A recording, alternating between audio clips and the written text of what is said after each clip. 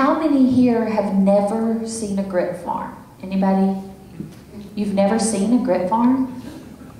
And your relatives? That must be the attorneys raising their hand. So I grew up on a grit farm. For those of you who don't know about grits, grits grow on trees. They're sort of like cherry blossom trees, except the blooms are completely white. Well, okay, with the exception of cheese grits, and they come from the yellow blooms. So the grits grow on trees. Oh, I know, she thinks she's got me. She wants to know about those bacon-flavored grits.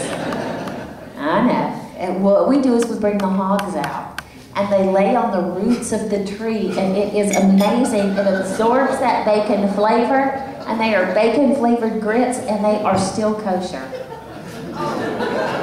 It's amazing. You have all the flavor. So anyway, we had grit trees up north. We did later sell the grit trees off to the Quakers, and now they sell them as Quaker grits. But they were our family grits. We moved down south and started growing grit trees here. We have grit orchards. And for those of you who want to see a grit orchard, or if you want to take some of your prospective home buyers, all you have to do is get on 285 and go east until you see the sign that says Grit Orchards. Once you see the sign, you take that, you turn right at the Waffle House, and then the Grit Orchards are just down a hop, skip, and a jump on your left. Now, grit trees come into season in the fall because that's when they fall. And I did grow up as a grit picker. It was a nitty-gritty business. Somebody had to do it. I would get up every morning before school, pick grits, walk to school uphill both ways in the snow. And so I was a grit picker. And you know, one of the problems with the grit industry is the snipes. Now, has anybody ever been on a snipe hunt? Okay, for those of you who have not been on a snipe hunt, back when you go to the bag, I will be back there selling snipe hunting tickets. So I will be happy to take you on a snipe hunt.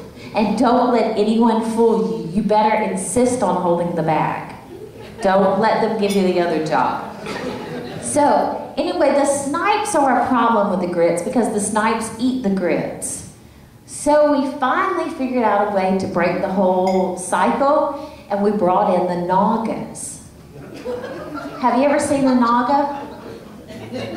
Cute little critters, big front teeth. That's where we get nauga hide from. So we bring in the naugas, they eat the snipes, it keeps them from eating the grits. It's just a natural food chain. So I did go to college, and I got my BS in grit farming. And I'm a grit expert.